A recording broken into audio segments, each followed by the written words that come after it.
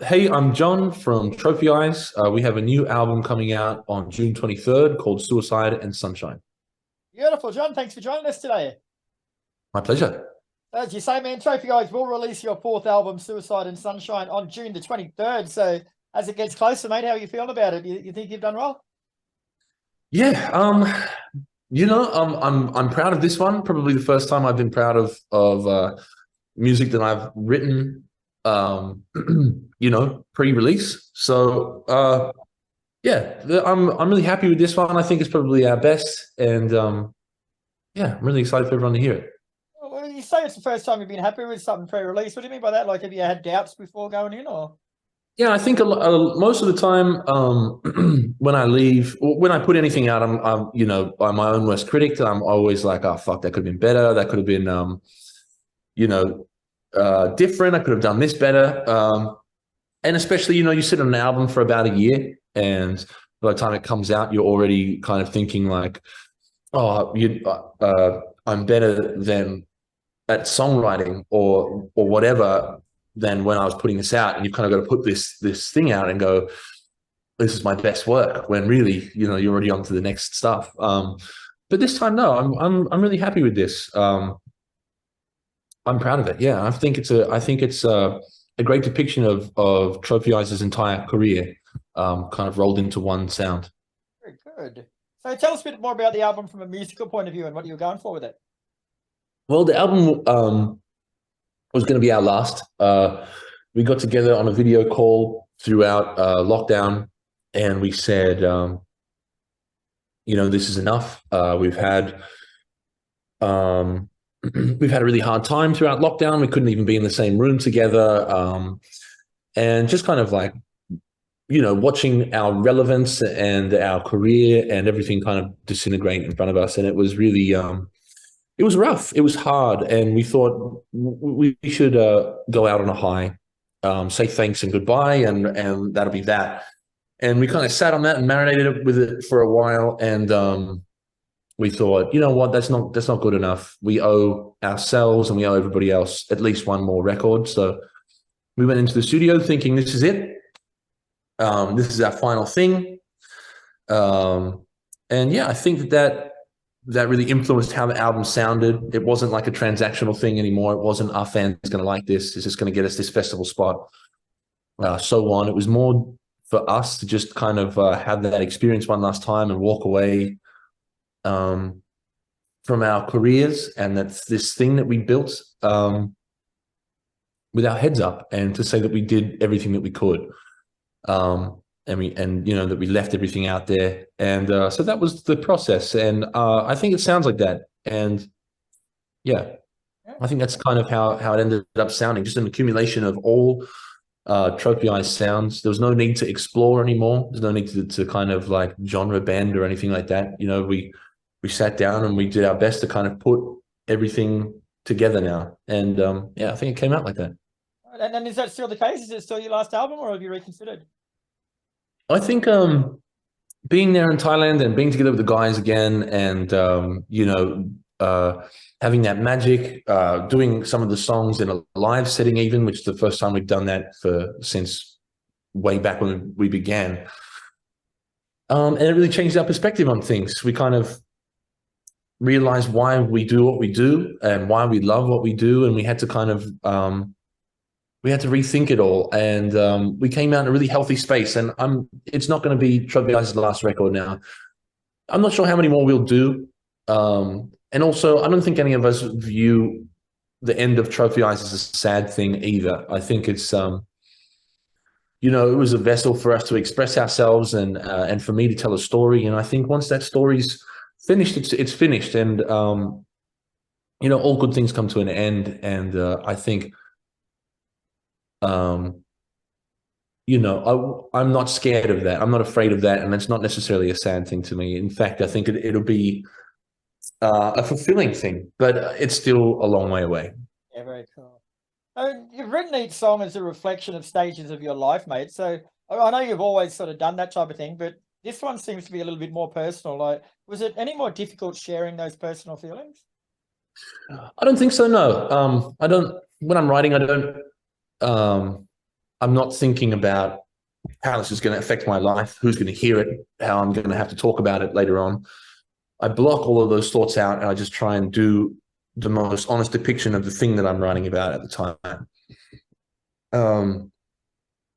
And each album I get better at that, I think, because of practice and maturity and artistic development.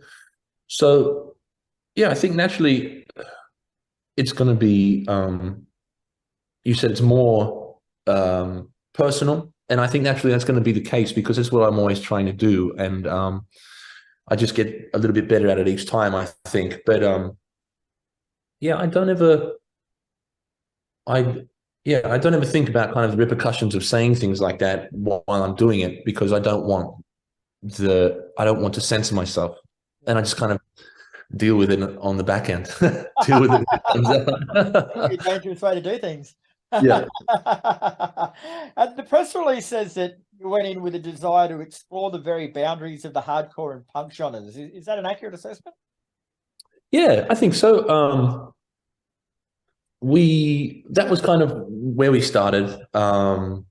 We were, very fast, like a punk band, pop punk band, with lots of hardcore sensibilities. We wanted to kind of mesh everything together. We've been doing that forever. The vocals were definitely quite hardcore, post-hardcore. We had hardcore riffs in there, like, beat down, chuggy, two-stepping things. And yeah, we wanted to go back to our roots and explore, what made us Trophy Eyes and where we started and how to incorporate that in kind of the overall sound, because that was the intention, was to kind of get touch on everything we've done and bring it all together now. I got to say too, mate, I keep looking at your tattoo. Like, it's great. You've got True Love on your neck with razor wire underneath it. Like, it's I don't know what you're actually trying to say. Yeah, well, fuck, man. It's my tattoos are just shit I like. You know what I mean? There's no message behind it. If you don't love me, I'm going to slit your throat. No, man, no. Yeah, I think it's more, I don't know, intention to look tough. I've also got a burning police car now, and so cool. Hey, wicked, man. Really good shit. Yeah. It's just shit I like. There's no meaning behind it. I can see how that looks kind of threatening, though. Yeah. Actually, along those lines, mate, I only just thought about this one, but do you think writing song lyrics or getting tattoos like that is a more personal thing? I would say writing the lyrics is probably more personal. Like, my tattoos are just kind of whatever, just what I like at the time, or flash, or I like having cool pictures on my body. It's not really a personal thing to me at all. Who doesn't, mate? yeah, exactly. I think whatever personal thing that comes from my tattoos is just personality. I think that's it. Like, I like I'm very anti-establishment and anti-police, and a bit of a nihilist and a romantic at the same time. So it's all fucked up. So I think that's what, like, all the tattoos kind of look like that. You've got knives, drugs, snakes, fucking. That used to be a 666, but my girlfriend's Catholic and she made me change it to a 888. I've got not very punk rock of me. I've got these what are these Moby Dick, sleep with D, I burn with D, like just random stuff. I've got the creation of Adam. Where is that? Here. Yeah. I thought you were going to show people rooting then.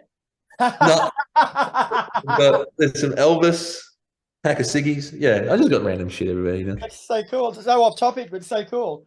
So, yeah. Back to the album. Like, you've released the singles "Life in Slow Motion," Kill, Blue Eyed Boy, and What Hurts the Most. So, are they a good sonic representation of what to expect? I think so. Yeah. They're all very different songs. And I think that's a good indication of, you know, the spectrum of sound design on the record, the feelings, the way in which they're portrayed. Like, yeah, they're all. It's a pretty um, it's a it's it's a it's a far out record. No one song sounds the same, or even like they sound like they're on the same record. I think the only thing that makes them sound like they're on the same record is that they're written by us. Oh. And the final song, Epilogue, it's a nice, almost sweet way to finish the album, mate. Like, it's an interesting way. A lot of bands like to leave with something really dynamic, but it's nice. Like, it's what was the intention there? And so I wanted to end the record on something that was, you know, just a reflection of how we felt and how, like, our gratitude and story of the band itself, and to end it with a thank you to whoever's listening. And I think that's, you know, normally we go for something really big, like a big theatrical end, like Daydreamer was at the bottom. You know, I Can Feel It Calling was a big, like almost a rock opera. I don't know what the fuck we were doing then. You know, so we always try and shoot for something really big at the end of a record and just have a big like crescendo. But this time it was just more of a story, and then slowed it down and said, thank you. Yeah. Very cool. And I love the title Suicide and Sunshine too. Like, pretty much says it all, doesn't it? It's like such a play on words. It's great. Yeah, it's, you know, it's the idea behind the album, behind everything Trivialize does. Like, it's the spectrum of human experience, you know, the tragedy and happiness, or yeah. So yeah, just I guess that kind of sums up the whole record. Yeah. Overall, would you say it's an album of hope or despair then? I'd say it's neither. I'd say it's an album about life as a phenomenon, not as a personal experience. Like, what the fuck is any of this? You know what I mean? Like, that's what it's about. And I guess you could say it's about hope, because of how unlikely and how meaningless and how strange all of this is, and how little we know about life. It's happening, and we go through it, and we have happy little days, and we fall in love, and we have heartbreak, and we strive for things, and we're always striving for something. Humans are fascinating. So I think you know, and that's beautiful. I think that's totally beautiful, because we are all on our way to our end. We're all happily chipping away towards our final day, like our ultimate destruction. So and yet we still do it. We're still out here trying, and there's still all these beautiful things that happen in a day. So yeah, it's a song. It's a song about life, I guess, and I guess you could say that it's an album of hope, and not necessarily despair. On the other hand, too, mate, you could definitely say it's an album of hope, because you went into it with a plan to finish the band after it, but you've decided to go on. So it's definitely a hope album. Yeah, I mean, that's a great point as well. Yeah, it's I guess it could be, yeah, for sure. So you hit the road to promote the album, starting in Fremantle on June the 22nd. Then you hit Adelaide, Melbourne, and Brisbane before finishing in Sydney on July the 1st. So what can we expect from those runner shows, mate? We're going to play songs from the album, and obviously some of the deep cuts. And yeah, just a classic Trophy Eye show. I'm high energy, emotional, cathartic, and yeah, I think that's just your classic Trophy Eye show. And hopefully you leave happier than when you walked in. Very cool, mate. Well, thanks very much for your time, John. Suicide and Sunshine is out June the 23rd. The tour kicks off on June the 22nd. I'll try and make it along to the Brisbane show and catch up and have a beer.